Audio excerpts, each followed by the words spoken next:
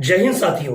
आप लोगों को पता होगा कि जिस तरह से इस वक्त देश में एक न्यूज चलाई जा रही है, सुशांत सिंह राजपूत की जो सुसाइड मिस्ट्री है उसे सुलझाने में सीबीआई लगी हुई है। मुंबई पुलिस के साथ वो लोग इन्वेस्टिगेशन कर रहे हैं और काफी ड्रग्स पेडलर्स को उसमें पकड़ा भी गया है।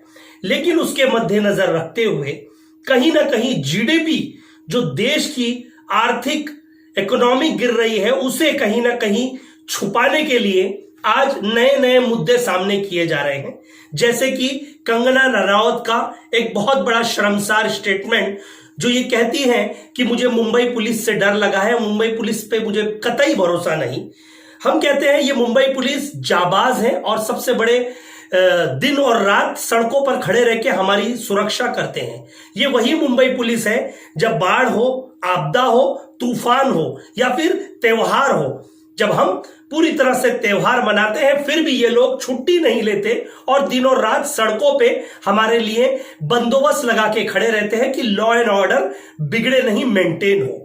तो कहीं ना कहीं कंगना रनौत जी जो हाल ही में, जब आपको पता है कि इस वक्त देश का माहौल क्या है, उस वक्त वो वाहवाही लूटने के लिए उन्होंने भारत के एक स्टेट महाराष्ट्र और उसकी एक सिटी मुंबई को पाकिस्तान के कश्मीर के मुद्दे से जोड़ दिया कि मुझे बहुत डर लगने लगा है। हाल ही में आपने देखा कि अगर आमिर खान एर्दोगान की वाइफ से जाकर वहां शूटिंग के दौरान तुर्की में मिलते हैं तो ये मुद्दा ट्रोल किया जाता है, उनकी फिल्म बैन की जाए। लेकिन जब हमारे ही लोग पाकिस्तान में उतर के बिरयानी खाने की बात करते हैं तो वो मुद्दा ट्रोल नहीं किया जाता, क्योंकि ये उनकी बात है। दूसरों की बात होगी तो ट्रोल किया जाएगा। जब इस देश में रहकर महाराष्ट्र में छत्रपति शिवाजी महाराज का अपमान किया जाएगा तो ये कदापि बर्दाश्त नहीं करेंगे।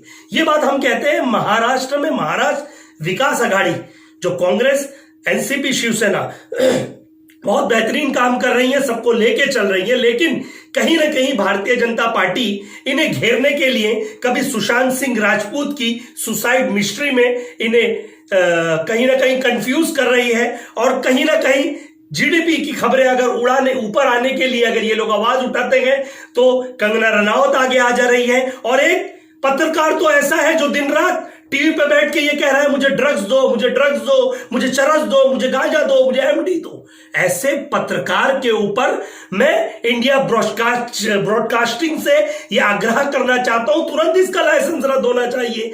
ये रोज अपने चैनल के माध्यम से आखिर क्या जताना चाहता है? क्या इसे हम एक पत्रकारिता कहेंगे? क्या कहेंगे? ये समाज के नाम पर एक धब्बा है।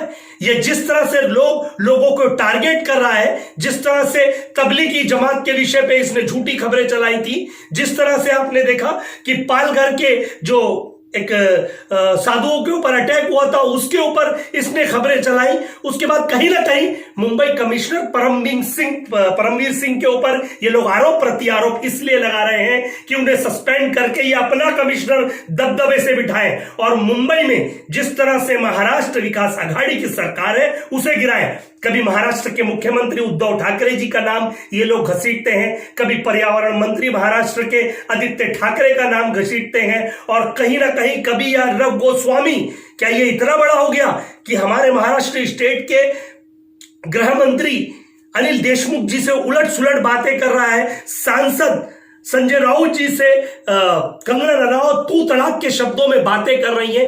क्या कर लोगे संजय राउत? कौन हो तुम? संजय राउत, मुंबई तुम्हारी है? तो ये देश नहीं, स्टेट की परंपरा कहां चली गई? कहां है आप लोग नेपोटिज्म की बात करने वाले?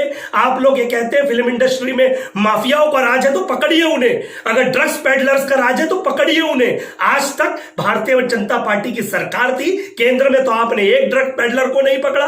आज जब महाराष्ट्र में विकास आघाड़ी की सरकार है तो उसे गिराने के लिए सुशांत की सुसाइड केस को इतना आप लोगों ने उलझा दिया है। कभी परमवीर सिंह को टारगेट करते हैं, कभी आदित्य ठाकरे को टारगेट करते हैं, कभी संजय राउत को टारगेट करते हैं, कभी उद्धव ठाकरे को टारगेट करते हैं, कभी कांग्रेस की सरकार को टारगेट करते हैं, कभी एनसीपी के लीडर को टारगेट करते हैं। आखिर आप लोग चाहते क्या है? ये याद रख लीजिए, हम हम सेकुलरिज्म के साथ हैं। जब ये याद रख लीजिए, जब छत्रपति शिवाजी महाराज के चीफ कमांडर इब्राहिम खान हो सकते हैं, तो ये याद रख लीजिए नाना पेशवा साहब के चीफ कमांडर अजीमुल्ला खान हो सकते हैं, तो इस देश की परंपरा को ना कोई तोड़ सकता था और ना कोई तोड़ सकेगा। असली मुद्दा यह है, देश की जीडीपी -30 से नीचे गिर चुकी है, उसके सवाल कोई पूछ ना सके, इसलिए लोकसभा में जो सवाल प्रश्न थे, जो प्रश्न उठाए जाने थे, वो प्रक्रिया रद्द कर दी गई है। उसका यही मतलब है कि ऐसी न्यूज़ों को बढ़ावा दिया जाए, लोगों को माइंड डाइवर्ट किया जाए, लोग जीडीपी के मुद्दे से भटक जाए। आपको पता है जब डॉक्टर कफील को बेल दे दी गई इलाहाबाद हाई कोर्ट से, उसके बाद उन्हें किस तरह से परेशान किया गया कि अलीगढ़ के डीएम से जाके आप ऑर्डर लाओ। क्या देश यही सिखाता है कि डीएम बड़ा होता है या चीफ जस्टिस या कानून बड़ा होता है? याद रख लीजिए, ये लोग संविधान को पूरी तरह नष्ट करने के लिए ऐसे इनके कुछ चेले चपाटों को इस्तेमाल कर रहे हैं, लेकिन ये देश जाग चुका है। आज कल ही आपने देखा, देश के प्रधानमंत्री ने थालियां बजवाई थी इस कोरोना वायरस के लिए, लेकिन देश में जो अब जीडीपी गिर रही है, अब रस्तों पे लोग थालियां लेके उतरे हैं और सरकार से सवाल पूछ रहे हैं कि हमारी नौकरियां कहां हैं? आज देश को क्यों बेचा जा रहा है? जीडीपी क्यों गिर रही है? आप लोग क्यों नहीं संभाल रहे? आखिर हम कब तक बेरोजगार रहेंगे? ये सवालों का जवाब देने से सरकार भाग रही है और ऐसे लोगों को आगे करके देश का माहौल कहीं ना कहीं खराब करने की कोशिश की जा रही। हम मुंबई पुलिस के साथ सदैव खड़े थे और खड़े रहेंगे। मुंबई पुलिस का अपमान कदापि हम बर्दाश्त नहीं करेंगे।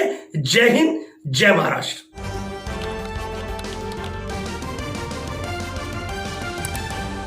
आपकी आवाज